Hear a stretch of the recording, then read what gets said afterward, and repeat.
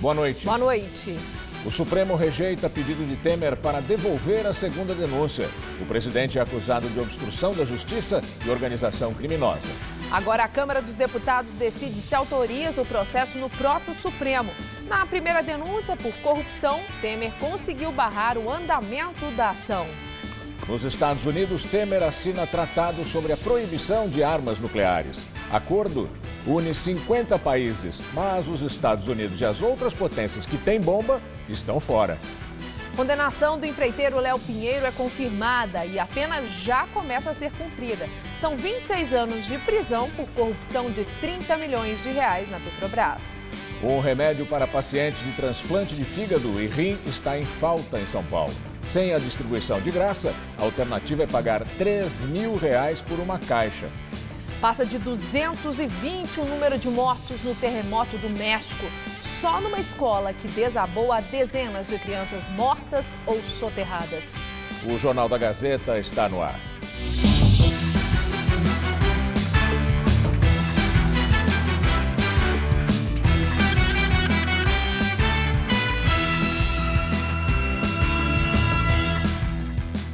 Medicamento que é usado por pacientes que fizeram transplante de rim e de fígado está em falta em farmácias de alto custo de São Paulo. O Tracolimo é receitado para evitar a rejeição dos órgãos.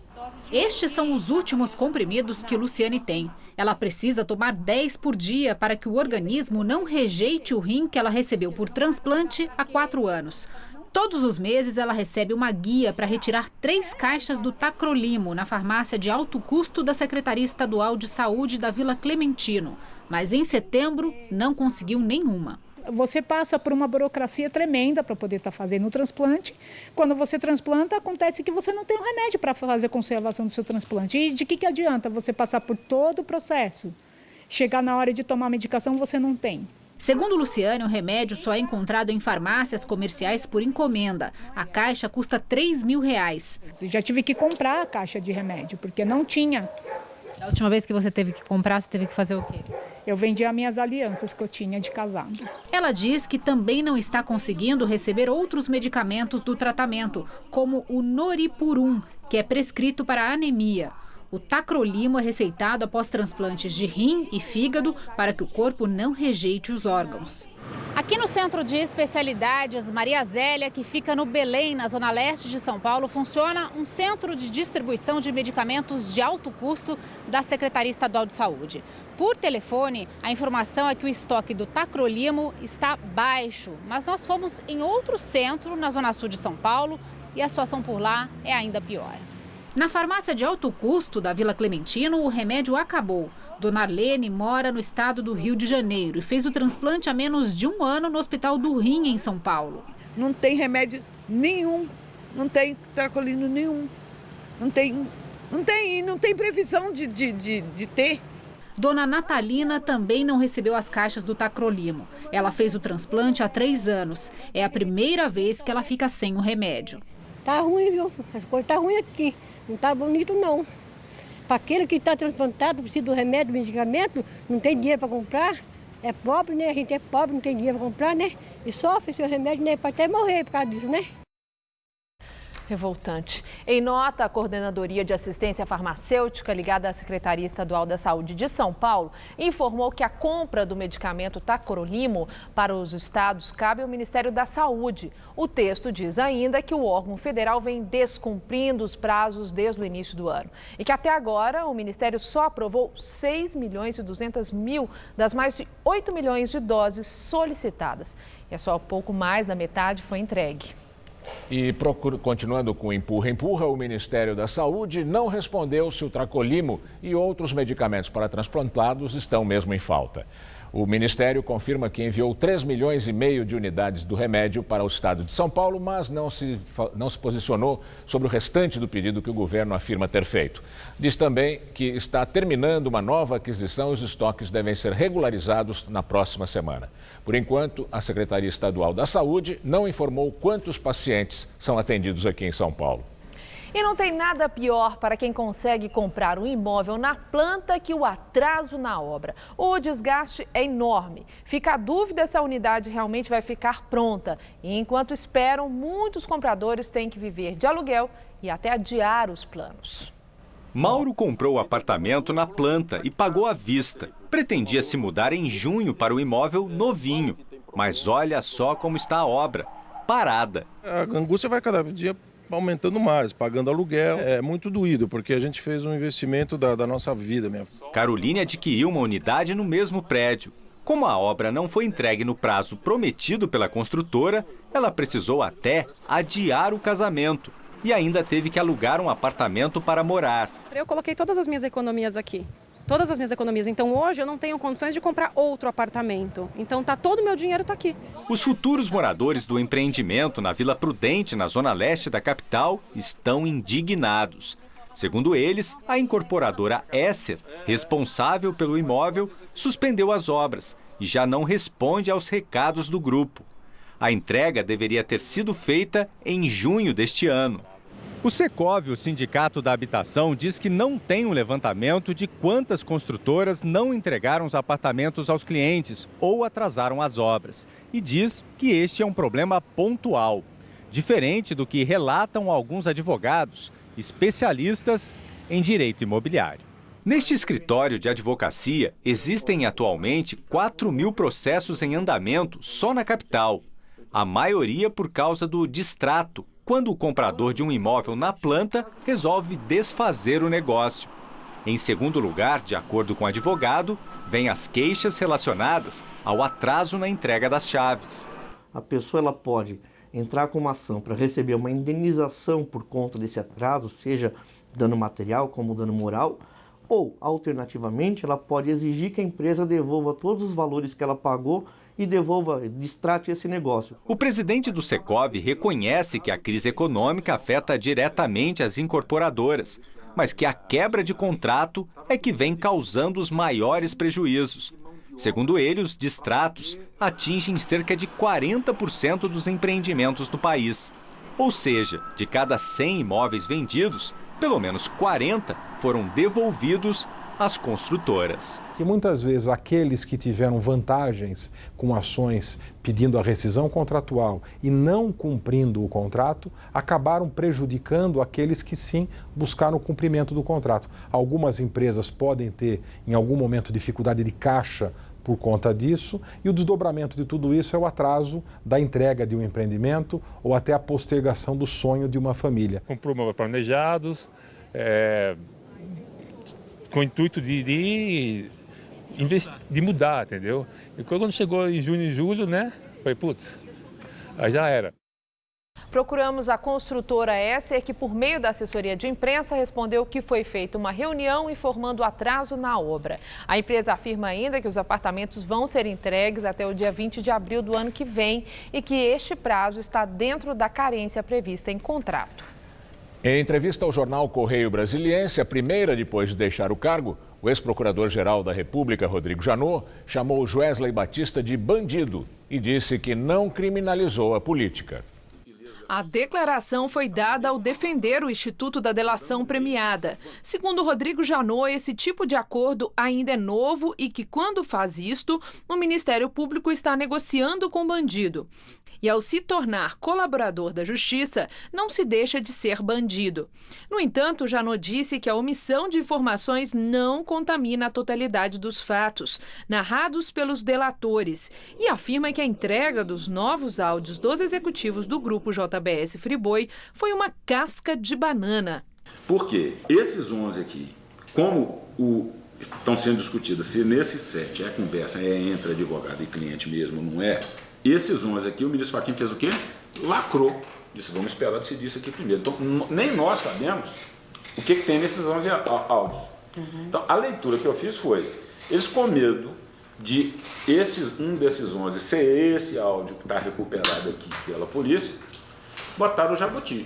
Aí lá na frente, quando estourasse o negócio, tá aqui esse áudio que vocês não falaram. Nós falamos, entregamos para eles e eles ficaram calados. É óbvio que foi uma armadilha. Sobre as suspeitas de que o ex-procurador Marcelo Miller tenha ajudado a JBS a elaborar sua proposta de delação enquanto ainda estava na Procuradoria, Janot disse que ainda não há conclusões. Mas se ele fez isso, foi sem o seu conhecimento. Janot também rebateu as críticas feitas pelo presidente Michel Temer. Quando o fato é mala voando, 51 milhões dentro do apartamento, nego carregando mala na rua de São Paulo, gravação dizendo tem que manter isso, viu? Tem que manter isso, viu? Quer dizer, há uma dificuldade natural para você elaborar uma defesa técnica nesses questionamentos jurídicos. E uma das estratégias de defesa é você tentar desconstituir a figura do acusador. Então é assim que eu vejo. Ele afirmou que no seu mandato à frente da Procuradoria-Geral da República não criminalizou a política. Eu não estou criminalizando a política, estou criminalizando bandido. Durante a entrevista, Janot disse também que não foi à posse de Raquel Dodge na segunda-feira porque não foi convidado. Segundo ele, quem vai em festa sem convite é penetra.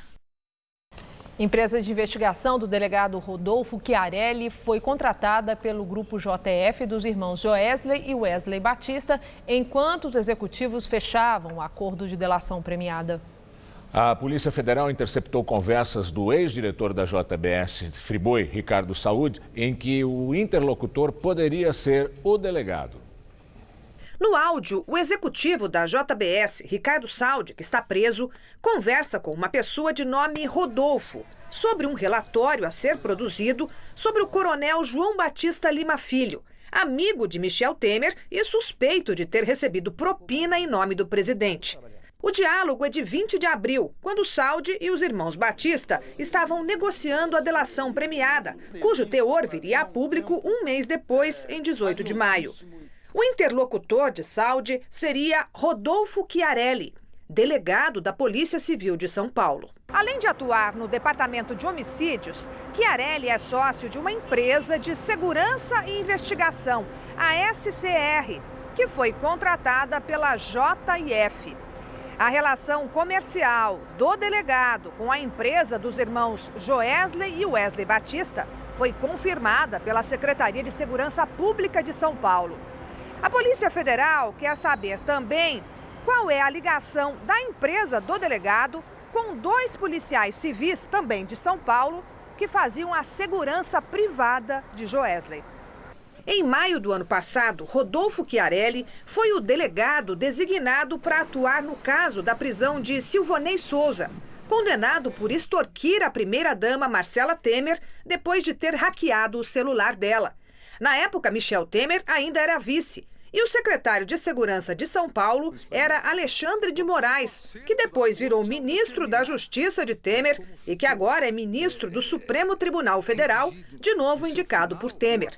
Também foi o delegado Chiarelli que investigou em 2008 a morte de Humberto Campos de Magalhães, então diretor da Friboi. O inquérito apontou a ex-mulher do executivo, Giselma Campos, como a responsável pelo crime. Ela foi condenada e está presa desde o ano passado.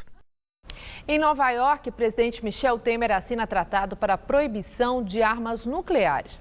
No entanto, nenhum país com bomba atômica, entre eles China, França, Estados Unidos, Reino Unido e Rússia, membros permanentes do Conselho de Segurança da ONU, assinou o texto. Segundo o Palácio do Planalto, o acordo assinado pelo presidente impede que os mais de 50 países signatários desenvolvam testes, produzam, comprem ou estoquem armas ou dispositivos nucleares. Segundo Temer, essa é uma importante contribuição para as aspirações comuns de um mundo mais seguro e pacífico. O presidente chegou nos Estados Unidos na segunda noite. Ontem participou da abertura da Assembleia Geral da ONU. Hoje, depois da assinatura do tratado, Temer discursou num seminário promovido pelo jornal Financial Times. Na fala, o presidente frisou que o Brasil é um destino seguro para negócios. Temos um povo criador, criativo, um povo trabalhador, temos instituições sólidas e, naturalmente, parceiros confiáveis. Ainda nos Estados Unidos, o presidente brasileiro tinha um encontro com o líder iraniano Hassan Rouhani, mas a reunião foi cancelada pela missão do Irã. O motivo, de acordo com o Planalto, foi uma mudança de última hora na agenda de Rouhani.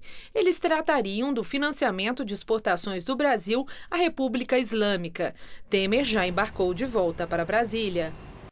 Uma perícia da Polícia Federal confirmou repasses da Odebrecht de mais de 30 milhões de dólares para o grupo do PMDB na Câmara, que, segundo a polícia, era liderado pelo presidente Michel Temer. A perícia cruzou dados já compilados nas planilhas de propina da Odebrecht, que estavam em poder da Polícia Federal. Segundo a investigação, o pagamento foi acertado durante uma reunião no escritório de Michel Temer no dia 15 de setembro de 2010, em São Paulo. Naquela época, Temer havia deixado o cargo de deputado para ser o vice na chapa de Dilma Rousseff. Além de Temer, participaram do encontro os executivos da Odebrecht, Márcio Faria e Rogério Araújo, o operador do PMDB no esquema João Augusto Henriques e os ex-presidentes da Câmara, Eduardo Cunha e Henrique Alves, ambos do PMDB. Essa reunião já havia sido relatada pelo próprio Márcio Faria na delação que ele fechou com o Ministério Público Federal. Para a Polícia Federal, a perícia confirmou as suspeitas levantadas por ele. Segundo Márcio Faria, ficou acertado que a Odebrecht pagaria ao PMDB 4% sobre o valor de um contrato assinado entre a Petrobras e a empreiteira. Como o contrato era milionário, da ordem de 800 milhões de dólares, o percentual da propina resultante do acordo também não era nada modesto, cerca de 32 milhões de dólares. 11 milhões foram pagos aqui mesmo, no Brasil, em espécie. A maior parte, 21 milhões, foi remetida para o exterior. O dinheiro, segundo a investigação, foi depositado em 2 contas bancárias. Uma delas em um banco da pequena ilha de Antígua e Barbuda, paraíso fiscal do Caribe. O responsável pelo depósito, segundo a investigação, foi Rodrigo Tacla Duran, advogado que atuava no setor de operações estruturadas da Odebrecht. Entre os documentos foram identificados depósitos com os codinomes Mestre e Tremito. A suspeita da Polícia Federal é que Tremito se referia ao presidente Michel Temer. O relatório desta nova perícia já foi anexado ao inquérito que concluiu pela existência de uma organização criminosa com integrantes do PMDB que seria liderada por Temer. O Palácio do Planalto disse que a narrativa delatada é uma mentira absoluta. Henrique Alves e Eduardo Cunha negam as acusações. O PMDB declarou que só vai se pronunciar quando tiver acesso ao documento da Polícia Federal. A Odebrecht afirmou que continua colaborando com a Justiça, que reconheceu seus erros e já se retratou publicamente. Por 7-1, o Supremo Tribunal Federal rejeitou suspender a segunda denúncia contra o presidente Temer.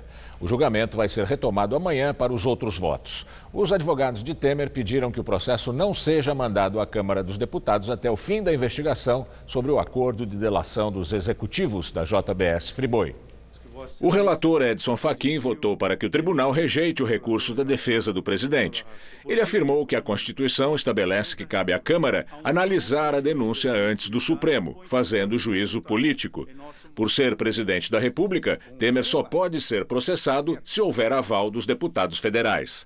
Condicionando o processamento do presidente da República à autorização da Câmara dos Deputados, tem a Constituição justamente a finalidade de proteger a soberania do voto popular, impondo que quem for eleito pelo sufrágio só seja afastado do exercício de seu mandato com a autorização dos representantes do próprio povo. A recém-impossada Procuradora-Geral da República, Raquel Dodge, participou da primeira sessão dela no Supremo. Dodge entregou um memorial em que também defendeu o envio da denúncia à Câmara. O ministro Alexandre de Moraes foi o segundo a votar e disse que não é o momento de ver se as provas são lícitas. Esse momento deve ser realizado processualmente quando o Supremo Tribunal Federal adquire para esse fim jurisdição decisória.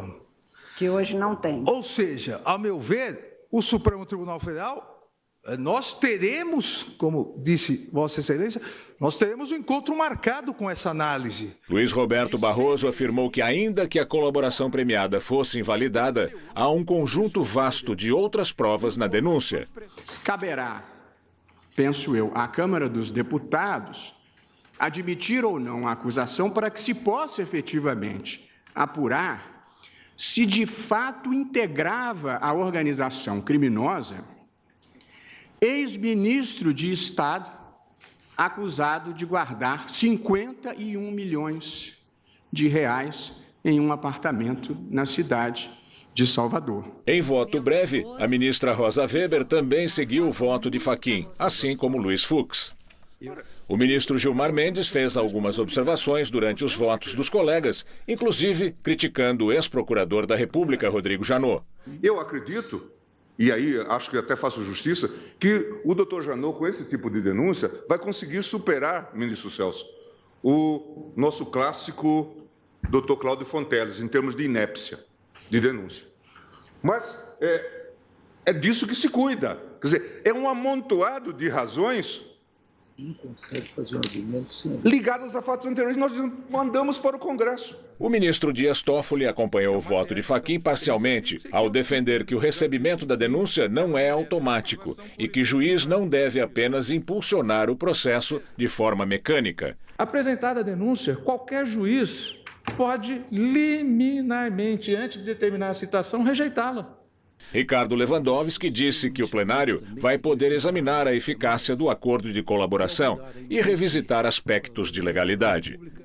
O que se conhece até o momento sobre a questão de fundo são fatos esparsos, advindos de notícias jornalísticas, que, ante a vigência indiscutível do Estado Democrático de Direito, não servem de balizas para guiar os magistrados em suas decisões. Gilmar Mendes foi voto divergente. Segundo ele, a acusação aponta que Temer foi denunciado por crimes cometidos antes do mandato. A Constituição veda isso. Grande parte dos fatos objeto da denúncia são claramente estranhos ao exercício da função presidencial, na medida em que o acusado ainda nem cogitava tornar-se presidente da República. Daqui a pouco, Maria Lídia entrevista Aldo Fornazeri, professor da Fundação Escola de Sociologia e Política de São Paulo, sobre os partidos de esquerda e a crise política. Com a promessa de dar mais transparência aos gastos dos deputados, a Assembleia Legislativa de São Paulo lançou um aplicativo com várias informações sobre os parlamentares e os funcionários da Alesp. No mês passado, nós mostramos aqui no Jornal da Gazeta que o gasto médio de cada gabinete é de R$200 mil por mês. Com a nova ferramenta, dá para checar no celular as placas dos veículos oficiais utilizados pelos deputados, a lista de funcionários e os gastos mensais de cada gabinete. O contribuinte vai conseguir acompanhar também as despesas com material de escritório, locação de imóveis e até o custo com combustível. A empresa WF Foundation fez uma parceria com a Assembleia e, por isso, o aplicativo Fiscaliza Cidadão não gerou custos para os cofres públicos. Com o aplicativo, o objetivo é que o cidadão possa fiscalizar os gastos de perto e falar diretamente com os 94 deputados, já que os contatos estarão disponíveis. A primeira versão do nosso aplicativo ela é totalmente focada nos gastos dos gabinetes dos deputados. Mas nós já estamos na primeira versão, na primeira atualização, a ideia é disponibilizar 100% dos gastos de todos os contratos da casa. Nós queremos que a população nos ajude a fiscalizar. Essa é a proposta. A lista de gastos com salários, auxílios e benefícios para os deputados é enorme. Em agosto, nós mostramos que cada um recebe por mês mais de R$25 mil de salário. O valor, estabelecido por lei, corresponde a 75% do salário de um deputado federal. Eles têm direito ainda a R$ 2.850 de auxílio hospedagem. Outros 28 mil para pagar despesas com telefone, combustível e aluguel de imóveis, por exemplo. Tem verba de pouco mais de R$ 142 mil para contratar assessores. Total para cada deputado, quase R$ 200 mil por mês. Essas despesas estão disponíveis no site da Alesp, mas não é fácil encontrar os dados. Com a nova ferramenta, ficou mais simples ter acesso a eles. Por enquanto, o aplicativo só está disponível para o sistema Android. A Comissão de Direitos Humanos do Senado aprovou hoje um requerimento convocando o ministro da Defesa, Raul Jungmann, para prestar esclarecimentos sobre a fala do general Hamilton Mourão, que disse, durante uma palestra em Brasília, que o Exército brasileiro está pronto para fazer uma intervenção militar no país, caso a crise política não se resolva por meio do judiciário. A convocação do ministro não tem caráter obrigatório. O comandante-geral do Exército, Eduardo Vilas Boas, afirmou ontem que o general Mourão não vai receber punição das Forças Armadas pela declaração. Por ordem do Tribunal Regional Federal de Porto Alegre, o juiz federal Sérgio Moro expediu hoje a execução penal do empreiteiro Léo Pinheiro, da construtora OAS, condenado a mais de 26 anos de prisão por corrupção ativa, lavagem de dinheiro e organização criminosa. Léo Pinheiro está detido preventivamente desde setembro de 2016. Com a decisão de hoje, ele passa a cumprir a pena de 26 anos e 7 meses de prisão. Além dele, o ex-executivo da OAS, Agenor Franklin Magalhães Medeiros, também condenado em segunda instância, teve a execução penal expedida hoje por Sérgio Moro, após a confirmação de pena do TRF. Os dois foram condenados em ação penal sobre pagamento de propina de quase 30 milhões de reais a diretores da Petrobras e políticos, após fechamento de contratos com refinarias da estatal. Os advogados de Léo Pinheiro reivindicam uma redução de pena para ele, após o ex-presidente da OAS admitir que o triplex em Guarujá, em nome da empreiteira, estava reservado para o ex-presidente Lula, como forma de pagamento de propina ao PT. A defesa de Léo Pinheiro diz que vai recorrer da decisão do TRF no Superior Tribunal de Justiça em Brasília. A Polícia Federal prendeu hoje, aqui em São Paulo, o empresário José Eduardo Ferraz, cúmplice do ex-senador Luiz Estevão, no desvio de dinheiro da construção do Fórum Trabalhista de São Paulo. A informação é do jornalista Frederico Vasconcelos, da Folha de São Paulo. Ferraz estava foragido havia quase 2 anos. Sócio de uma construtora responsável pela obra do Fórum Trabalhista, José Eduardo Ferraz era o único dos envolvidos no esquema denunciado pela Procuradoria da República em São Paulo em 2000, que não tinha sido preso. Segundo as investigações, um grupo de empresários, junto com o então juiz Nicolau dos Santos Neto, teria desviado cerca de 170 milhões das obras de construção do Fórum. Segundo a Procuradoria, os desvios equivalem hoje a cerca de R$1 bilhão. A Polícia Federal lançou hoje a Operação Inimigo Oculto, que desarticulou um grupo de criminosos acusados de fraudar cofres da Caixa Econômica Federal em quase R$1 milhão. 3 pessoas foram presas e outras 30 foram levadas coercitivamente à Polícia Federal para prestar esclarecimentos. A operação aconteceu em Brasília, Pará e Bahia. A quadrilha é acusada de usar senhas de funcionários da Caixa para contrair empréstimos fraudulentos em nome de desconhecidos, sacando posteriormente o dinheiro. Para variar, o paulistano teve mais um dia quente com máxima em torno dos 29 graus em toda a Grande São Paulo. E ainda não tivemos aquela chuva significativa que eleva os índices de umidade do ar. Quando será que esse ar seco melhora, hein? Vamos ver se a Mariana Armentano tem boas notícias para a gente.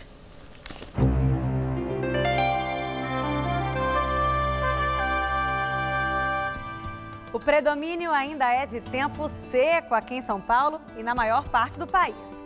A quinta-feira vai ser quente e ensolarada em toda essa grande área em amarelo no mapa. E só há previsão de pancadas de chuva, até de intensidade moderada por causa do calor, entre Goiás, Mato Grosso e a região norte do Brasil. Também ali na costa leste, aquela chuvinha fraca e passageira. Vamos ver aqui a nossa tabela de temperaturas para amanhã? Olha só, em Porto Alegre, mínima de 18 e máxima tarde de 33 graus. No Rio de Janeiro, também faz até 33 graus durante a tarde. Já em Salvador, máxima em torno dos 27 com chuva passageira. E em Manaus, pancadas de chuva mais fortes associadas ao calorão na casa dos 34 graus. Agora, para São Paulo, a massa de ar seco continua mantendo o tempo firme. Não há previsão de chuvas em nenhuma região do estado e a umidade relativa do ar continua baixa. E olha como vai fazer calor. Chega a fazer até 36 graus em Presidente Bernardes e em Votuporanga, no norte paulista. 34 graus na região de Ribeirão Preto e também em Araraquara e São José do Rio Preto. E nas cidades do litoral um pouco mais fresquinho. 27 graus amanhã por lá. Aqui na capital, o calor continua e não há a menor previsão de chuva para os próximos dias, viu?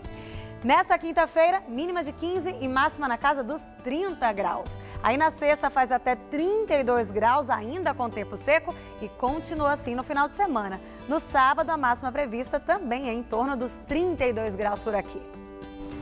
No México, subiu para 225 o número de mortos no terremoto de ontem à tarde. Ao menos 26 crianças e 4 adultos morreram no desabamento de uma escola na cidade do México horas depois do tremor. Outras 30 estariam soterradas nos escombros. As buscas por sobreviventes continuam nos 5 estados afetados pelo tremor. Segundo o Itamaraty, 2 brasileiros ficaram feridos sem gravidade, foram atendidos e dispensados.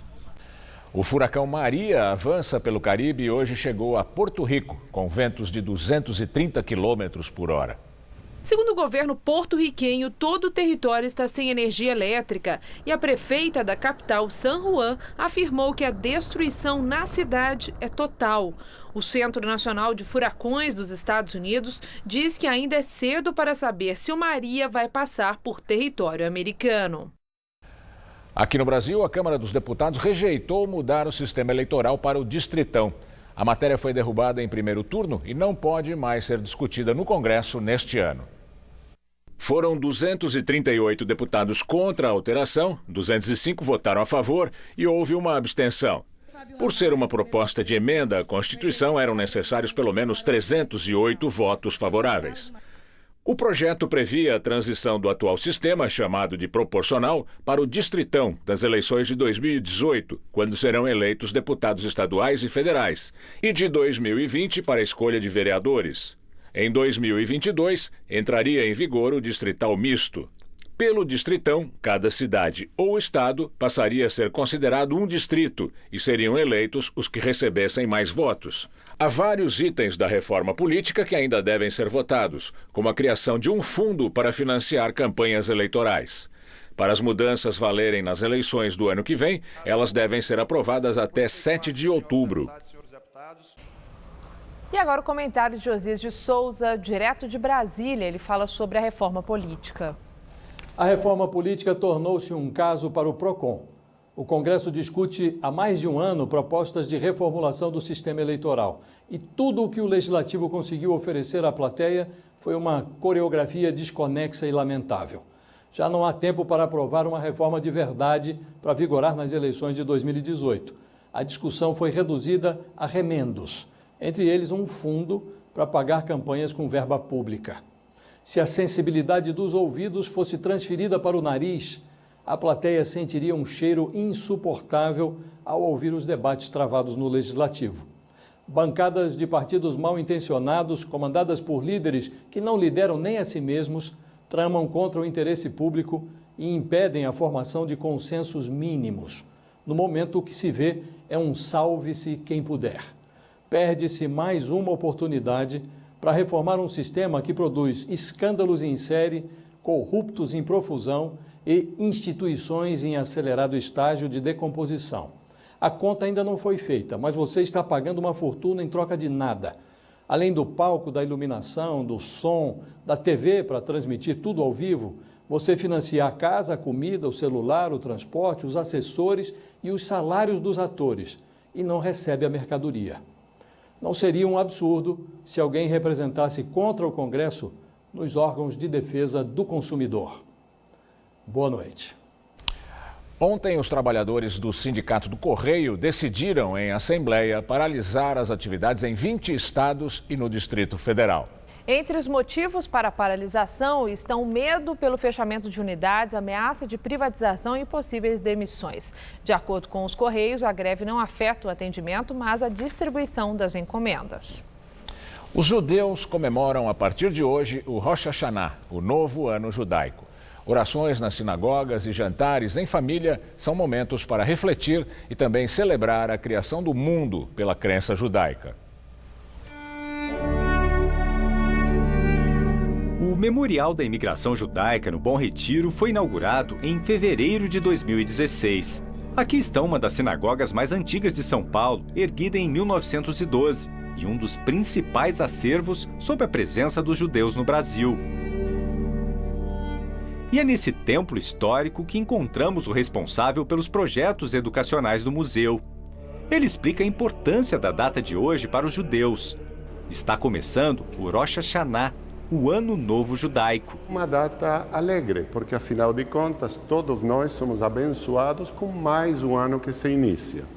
É um momento também onde se começam reflexões para, daqui a 10 dias, o Dia do Perdão, que é o dia mais sagrado, um jejum, o grande jejum de mais de 24 horas. O professor explica que a data tem como base o calendário lunar e é comemorada em 2 dias, com orações nas sinagogas e jantares festivos em família.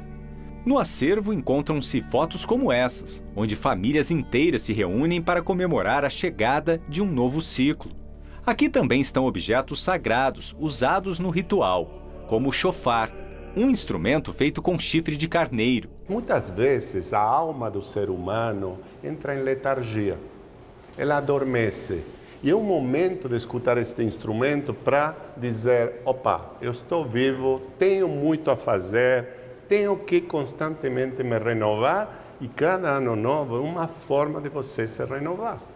Enquanto você está acompanhando essa reportagem, pelo menos 110 mil judeus que vivem atualmente no Brasil estão, neste momento, reunidos em torno de uma mesa como esta, comemorando a chegada do Ano Novo Judaico. Mais especificamente, o ano de 5.778. Na mesa farta, a projeção de imagens mostra os alimentos consumidos nesta data, como a maçã mergulhada no mel, a romã, o tradicional halá, o pão redondo, e a cabeça do peixe. Para o judaísmo, nós precisamos ser sempre a cabeça e não a cauda. Portanto, qual seria a explicação? Que nós sejamos sempre a vanguarda e não a retaguarda. Sempre liderando, sempre indo na frente e progredindo dentro de nossos afazeres.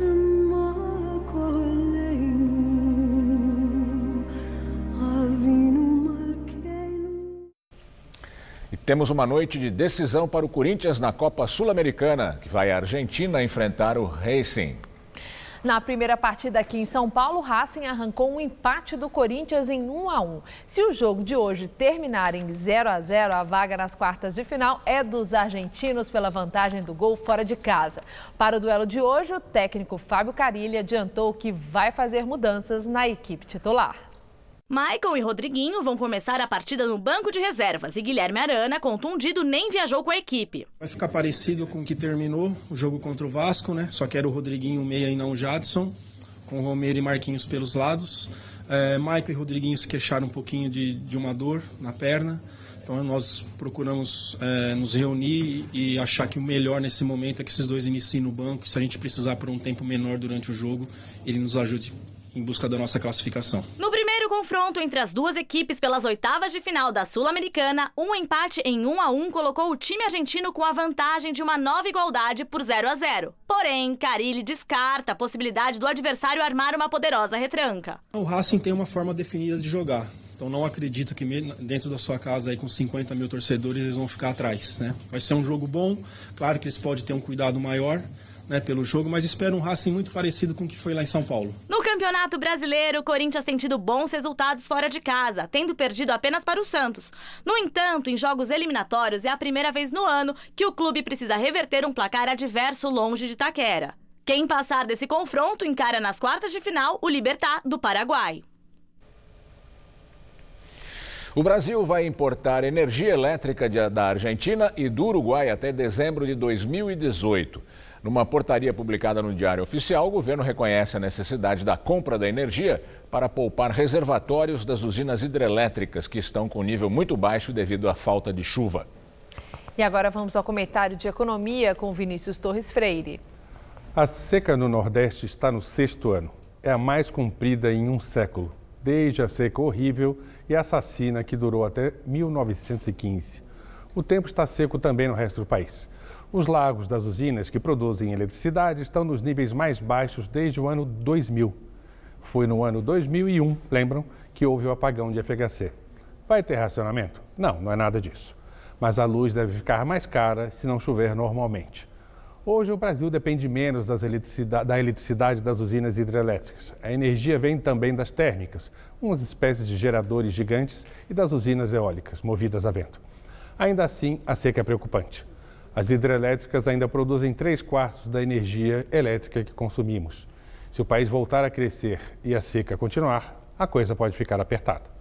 No Nordeste, os reservatórios das hidrelétricas estão no nível mais baixo desde o ano 2000. No Sudeste, o terceiro mais baixo. Só não está pior que no ano de 2001, o do apagão de FHC, e da seca dura de 2014, que quase deixou São Paulo sem água. É preciso poupar a água dos lagos das hidrelétricas. Para isso, a administração do uso da eletricidade no Brasil pode mandar ligar mais usinas térmicas, de energia mais cara, ou pode importar energia dos vizinhos, como a gente viu. Hoje, o governo autorizou a compra de eletricidade do Uruguai e da Argentina. A coisa apertou de fato.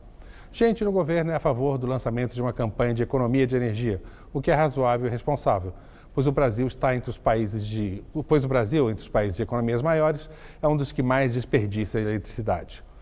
Mas, como esse tipo de campanha pega muito mal e causa medo de racionamentos, o governo quer evitar o assunto pelo menos até novembro, dezembro, quando, em geral, começa a chover de novo aqui no Sudeste.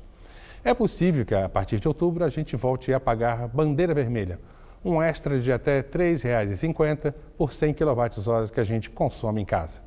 Enfim, há vários sinais de que a coisa ficou mais apertada, que a seca pelo país está dura e que o consumo de energia deve crescer com a melhora da economia. Em resumo, vamos economizar pelo bem do nosso bolso e do país. Boa noite. A arrecadação das receitas federais cresceu 10,8% em agosto, na comparação com o mesmo mês do ano passado, já excluídos os efeitos da inflação. A arrecadação, que inclui impostos, contribuições federais e outras receitas, como royalties pagos ao governo por empresas que exploram petróleo no país, superou 104 bilhões de reais em agosto. Os números da Receita Federal mostram que a arrecadação também registrou crescimento no acumulado dos 8 primeiros meses do ano. Nesse período, avançou 1,73% para 862 bilhões de reais. Daqui a pouco, Maria Lídia entrevista Aldo Fornazieri, professor da Fundação Escola de Sociologia e Política de São Paulo. Até já.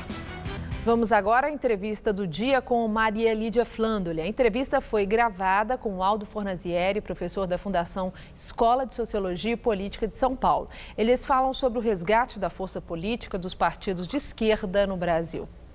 Quem analisa é Aldo Fornazieri, professor da Fundação Escola de Sociologia e Política de São Paulo. Obrigada, professor, por estar conosco. A esquerda brasileira já teve tempos de muito prestígio, quando aparecia como uma corrente progressista de pensamento e um fator de mudança para melhor. Hoje, professor, como a esquerda brasileira é definida? Bom, quando se fala em direita e esquerda, na verdade nós falamos de um público muito restrito da opinião pública, porque a maioria dos cidadãos eles não entendem o que é esquerda e direita. Então há que se situar, digamos assim, quem entende alguma coisa do que é esquerda, é a opinião pública esclarecida. E evidentemente que nesse momento a opinião pública esclarecida ela vê a esquerda com muitas restrições. Porque, afinal de contas, nós tivemos a ascensão particularmente do PT, com promessas muito significativas de mudança, com um discurso de ética na política, com a promessa de uma moralidade pública. E, em grande medida, os governos do PT não corresponderam ao discurso oposicionista de então. E nós podemos responsabilizar o PT, que ficou 13 anos no poder, pela fragilização progressiva do pensamento de esquerda e pelo fortalecimento da direita do país? Em parte, sim. Evidentemente que a crise da esquerda ela não é só uma crise da esquerda brasileira ou da esquerda latino-americana. Ela é uma crise mundial. Eu entendo que, na verdade, até eu cito sempre um pensador de direita, que é o Francis Fukuyama, que era dos neocons norte-americanos, neoconservadores, e num livro que se chama O Fim da História e o Último Homem, que até ele renegou depois desse livro, ele dizia, olha, a esquerda não é mais alternativa global ao capitalismo. Então nós estamos dentro de não temos mais uma luta sistêmica entre dois dois tipos de modelos mundiais. Temos um único modelo. E me parece que sim. Então a esquerda perdeu a perspectiva utópica. E nesse sentido ela se tornou, digamos assim, coadjuvante do sistema capitalista. Tanto é que um outro pensador canadense, esse de esquerda, ele diz mais ou menos o seguinte: o que a esquerda faz hoje no mundo? Ela é uma espécie de cereja do bolo do capitalismo. Então, na medida em que a esquerda perdeu a perspectiva histórica, ela mergulhou numa crise. E em cada país a esquerda tem sua crise particular. Certo. Aqui no Brasil, a crise do PT. E quais são os partidos de esquerda no Brasil que nós podemos apontar assim? Bom, o PSOL, com certeza, né? Agora surgiu um outro agrupamento que articula um pouco o movimento dos trabalhadores sem teto em torno do Boulos, que se chama Vamos, mas ele não se constituiu ainda enquanto partido. O PT é um partido de centro-esquerda. Eu acho que a maioria dos militantes e dos quadros do PT consideram ainda que o PT é um partido de esquerda, mas no fundo temos o PCdoB, o PT, o PSOL, e depois temos alguns outros partidos que são de centro-esquerda, tipo o PDT e o próprio PSB, que ele tinha feito um movimento mais à direita no processo de impeachment e agora aparentemente rompeu com o governo. Certo. Bom, para a reformulação, reconstrução desses partidos de esquerda que as eleições passadas mostraram, já tiveram um esvaziamento, uma frente desses partidos seria o melhor caminho? A união deles? Eu entendo que sim, porque, na verdade, tem um grande problema, uma incógnita, que é a incógnita Lula. O Lula é muito maior do que toda essa esquerda somada junto. Se você tira o Lula da frente, esses partidos vão se enfraquecer terrivelmente. Então, independentemente do que vai acontecer com o Lula, eu acho que nesse momento é mais adequado uma frente de esquerda, porque se você for olhar o projeto dos governos petistas, que foi um projeto de conciliação com as elites tradicionais, foi um projeto que deu errado. Ele deu certo parcialmente, principalmente nos programas sociais, mas do ponto de vista da modernização do país, deu errado, tanto é que, em parte, a consequência dessa conciliação é essa enorme crise que está aí. E professor, qual deve ser o discurso futuro da esquerda para se sobrepor ao discurso da direita que promete meios de transformação para uma sociedade mais próspera e sem corrupção? Bom, em primeiro lugar, eu não acredito nesse discurso da direita. Em segundo lugar, a esquerda ela tem que definir o seu público. E o seu público não é a classe média e também não são fundamentalmente os trabalhadores que estão com carteira assinada na indústria. Eu entendo que o público da esquerda são as grandes periferias. É ali que o Brasil precisa de transformação.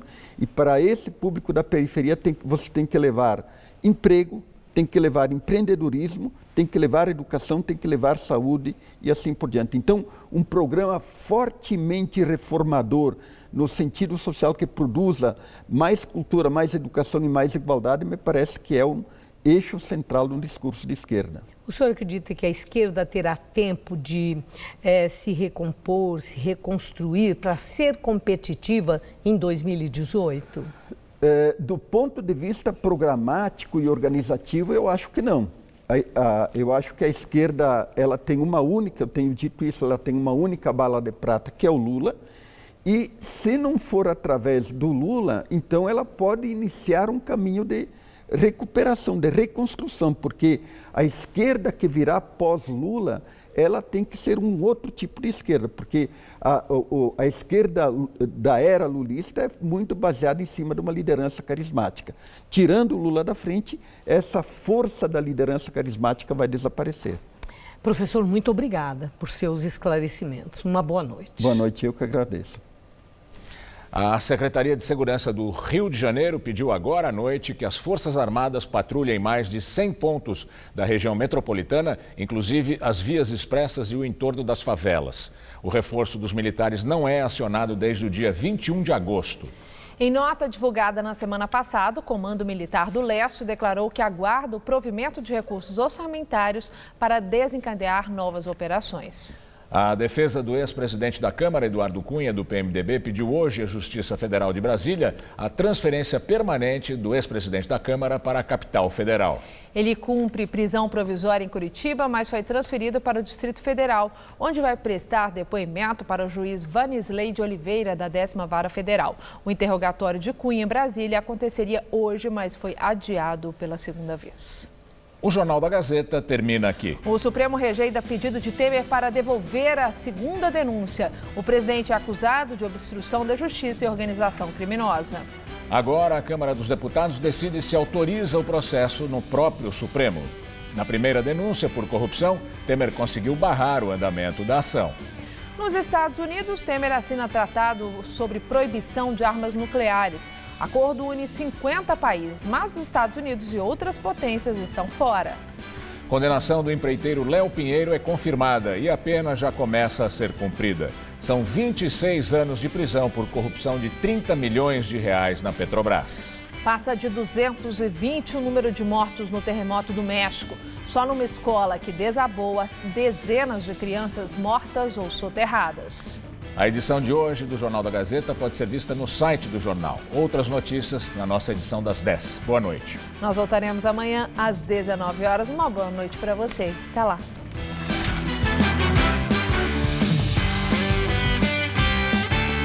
Fique por dentro de todas as polêmicas do Brasileirão com Mesa Redonda. Neste domingo, 9 da noite.